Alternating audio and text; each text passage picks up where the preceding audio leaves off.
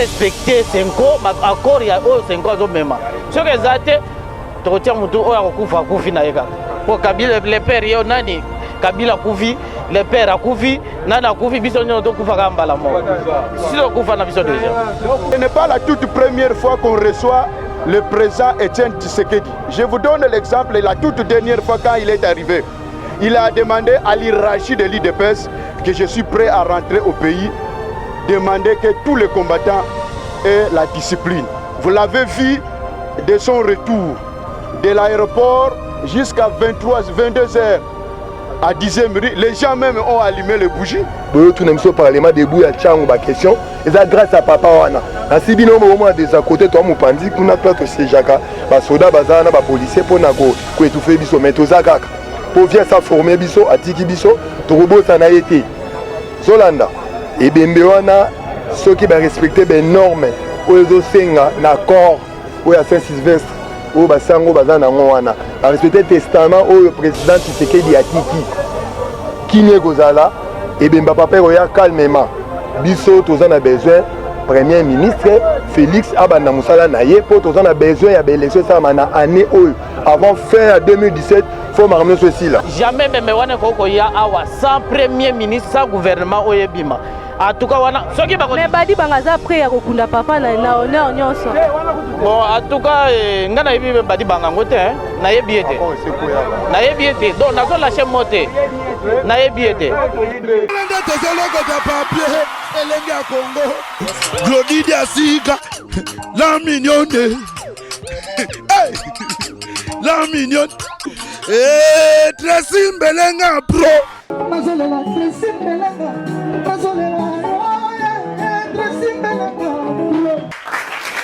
maman nangaye promotion bonne année égale 2017 Ayuna la box au Raon Télécom avec Wi-Fi pour recevoir plus de 200 chaînes dans la télévision à Bino.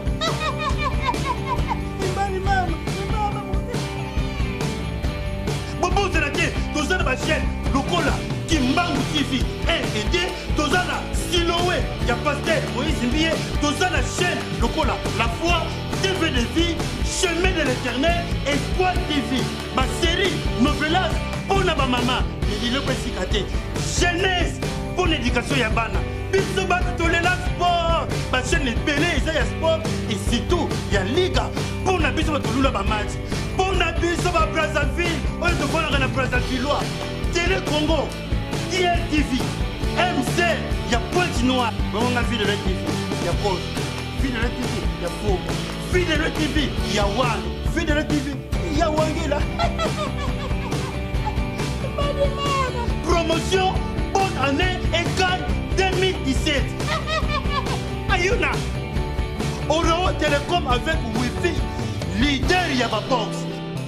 Bienvenue fidèles internautes, vous qui nous suivez de partout dans le monde sur la www.elengiacongo.com, la chaîne du moment, la chaîne de Fopé Sabine d'information en solo en temps réel. Avec mon boss, mon patron Tracy Mbelenga Pro, la même magique, Talara et papa la Preston. Babi Tracy Mbelenga, toi, Kanga ma solo, donc dit, moi, je t'ai dit. Je dis un grand merci à Glody Diasouka, la mignonne de la presse congolaise, la mignonne de la presse congolaise. Mère de mère, respect, merci à toi. Grand merci à Moria Kobela, ya maman Rito Kilolo depuis Paris. Grand merci à toi, Evelyne Kabedi, mère baronne depuis Paris. Merci à vous, fidèles internautes. Bila Bolemba, bisote bozalaka, on a branché. Pour la news sur Elengia Congo. Merci Nabino vraiment.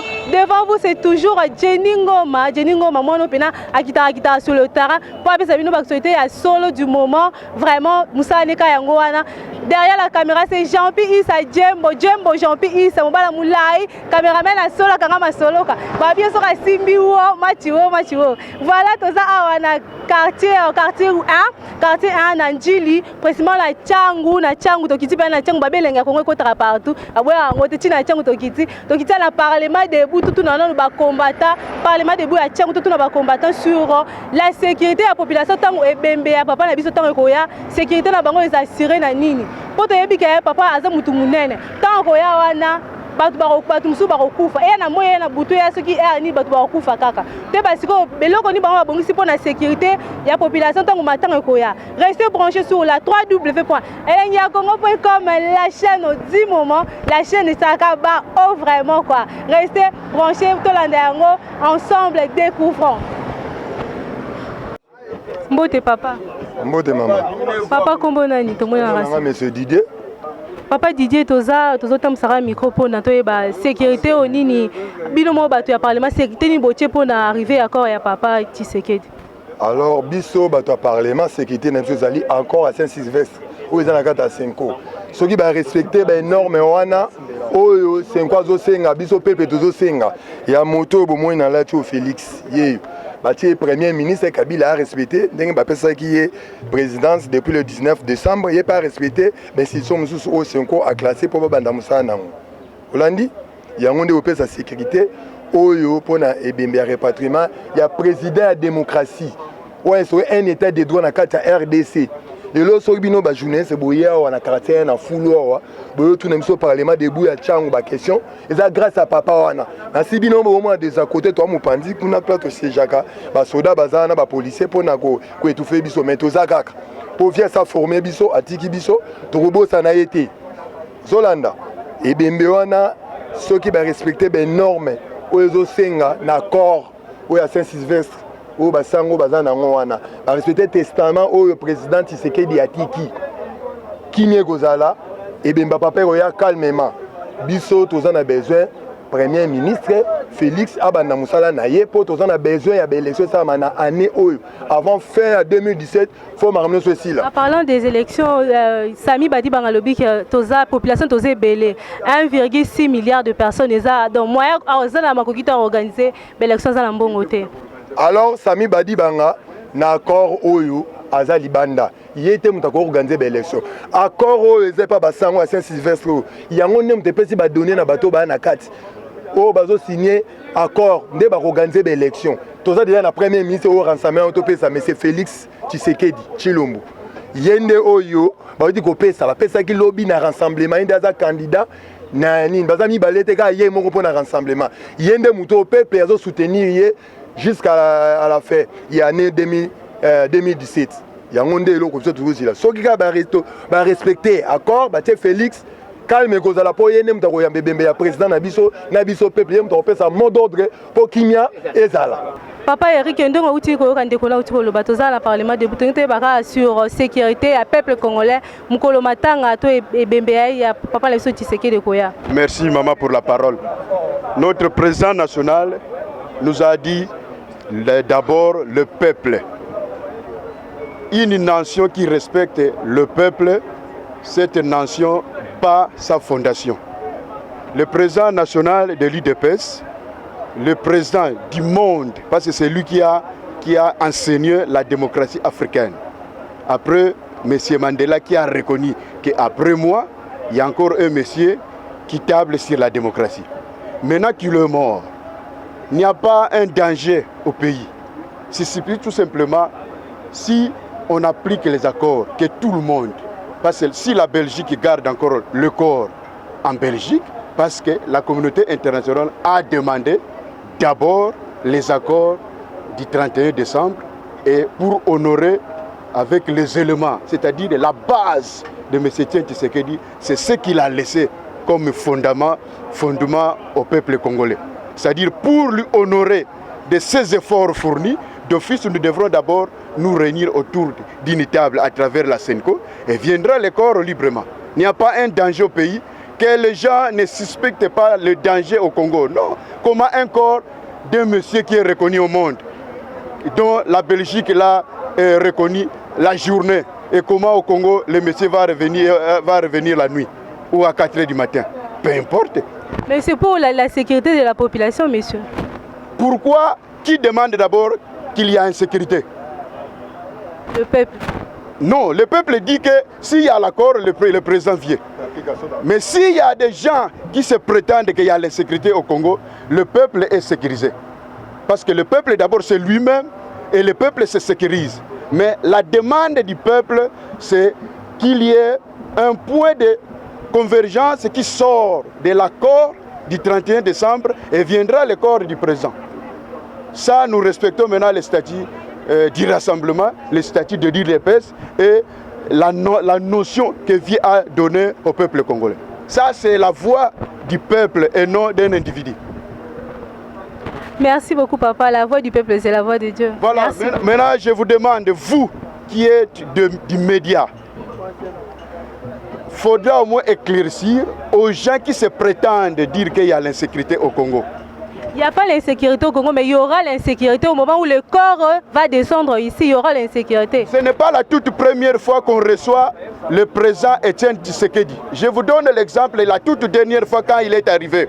Il a demandé à l'hierarchie de l'UDPS que je suis prêt à rentrer au pays, demander que tous les combattants aient la discipline. Vous l'avez vu de son retour de l'aéroport jusqu'à 22h. À 10e rue, les gens même ont allumé les bougies. Et cette nuit-là même, il n'y avait pas mort, ni dérapage, ni blessé, ni mort. Et lorsqu'il a tenu son meeting le 31 juillet, il n'y a pas de dérapage, aucun mort sur 5 millions 5 personnes. Non, 5 millions 5 personnes. Il n'y avait aucun mort, aucun incident, aucun dérapage.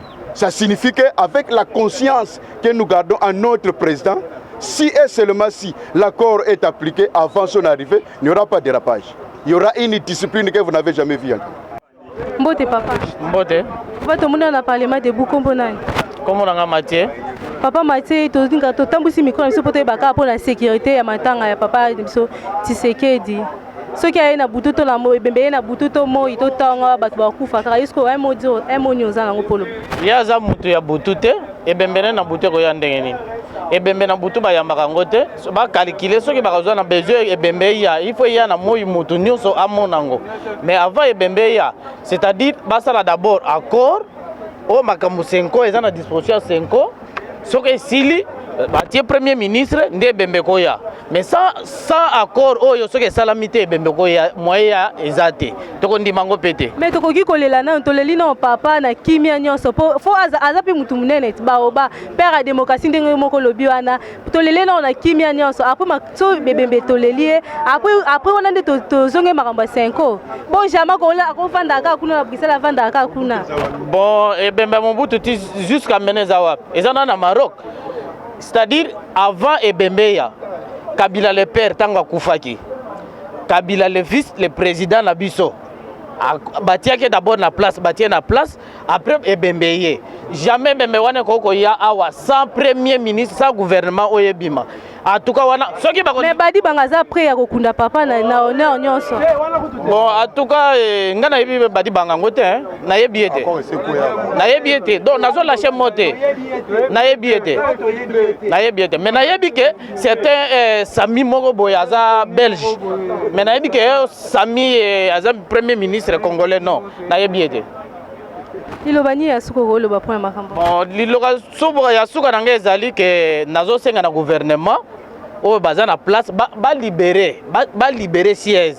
Ba respecter 5 ans accord ya o 5 ans zo mema. Ce que zate tokotia mutu o ya kokufa kufi na yekaka. Po Kabila le père yo nani Kabila kufi le père akufi nana kufi biso nyo to kufa kamba la mort. Si to kufa na biso déjà. Merci beaucoup papa. OK. Mbote papa. Mbote maman. Tout le monde a parlement de bois, tout le monde a vraiment le parlement. Oui, ngana vice-président ya parlement de bois ya Changu. Vice-président ya parlement de bois ya Changu, kombo nani papa? Kombo nanga mutu nyonso ayebi yango. Kombo nanga mutu nyonso ayebi yango.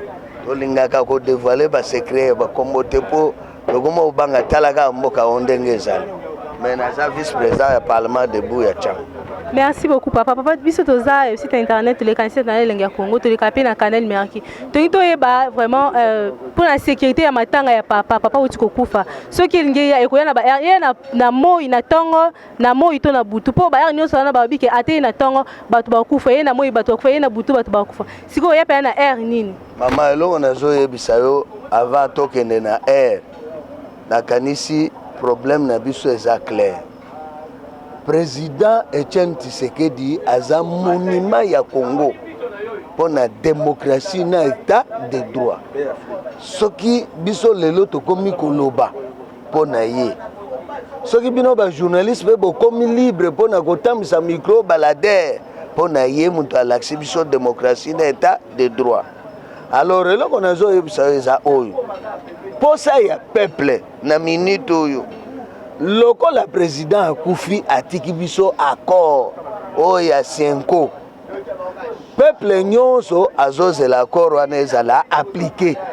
Soki accord wana ekomi appliqué gouvernement ebimi premier ministre lokola rassemblement bawuti kotika kombo ya premier ministre nde tozoyoka déjà Félix Tshisekedi soki banome ye officiellement na ordonnance ya président Kabila peuple akosepela gouvernement wana tango ekopesa mot d'ordre na peuple mama nazoyebisa o sécurité kuti ba policier baoza na biso besoin na ngote biso moko kaka peuple na confiance ya président na biso nde atiki biso démocratie na gouvernement wana ebimi na accord toko sécuriser ebembe corps banda aéroport ti esika ebembe ekoya mais soki balobi bakende kozo ebembe sikoyo baya nango mutu akosécuriser yango nani akosécuriser parce que bato nyonso batikali peuple aza confiance na bango te wana ekobenda mubulu yango tosengi na bango ba appliquer accord rapide de façon que bembe wana esa nini eya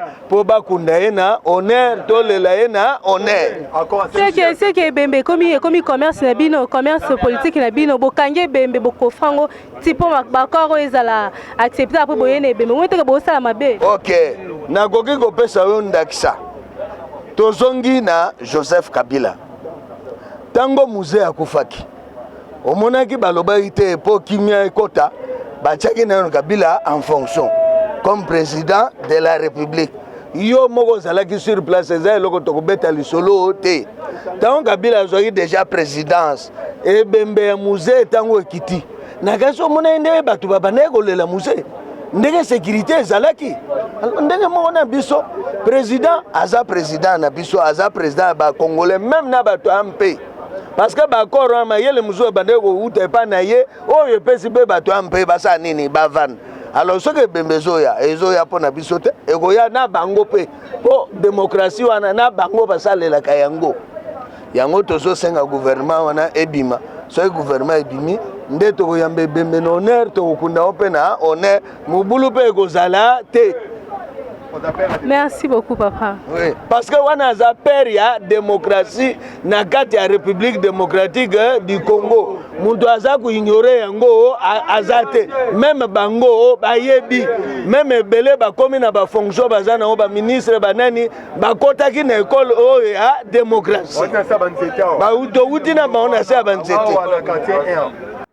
Voilà tout ça on a parlement debout au wapi baimboka balobeli ba combattant balobeli sur la sécurité il y a arrivé accord ya chichi sécurité nini bango ba pesi pona batu ba kufate za na morte batu ba kufate bali ya papa na ki moment obika sécurité zaka moko respect accord ya 5 ya accord ya Saint-Sylvestre o wapi ça qui le 31 décembre so ka batu ba respecter so ka gouvernement actuel et respecter yango sécurité za la vraiment rempli sécurité za la total na arrivé accord ya papa. Voilà ce qui mission ya bino wapi elengi ya Congo ka ndeto mesana okitaka sur le terrain wapi to yaki na Tchangu na Njili précisément la parlement debout ya Tchangu quartier 1 pour tout na ba vie ya ba combattre sur la sécurité au wapi la sécurité ya matanga ebembe papa tango ko ya sécurité nini bango ba pesi pona population o ba kozala po balela papa na bango kimia. Voilà ce qui mission ya bino wapi Jeningoma Ngoma message neka koloba Ngoma message neka kotambola informara bino sur ba news de Kino sur ba news et les carapés partout dans le monde ailleurs et ça qui accompagne na Jean-Pierre Djembo Issa caméraman na solo nga masolo ba biso filmer au bimara Djembo zalaki quoi caméraman na solo vraiment je dis un grand merci à Evelyne Kabedi mère baronne depuis Paris coup de chapeau babi la bonne nuit jamais tarayo. Merci à toi, merci à mon président, mon boss, Tracy Mbelenga Pro, la même magique, papa la Preston. Grand merci à toi, grand merci à Claudie Diazouka, la mignonne de la poste congolaise, la mignonne à Kanga Masolo, grand merci à toi. Voilà, pour moi je vous dis déjà, bye bye, on se retrouve après, bon suite de programme. elenge ya Congo Glodidi Asika la mignonne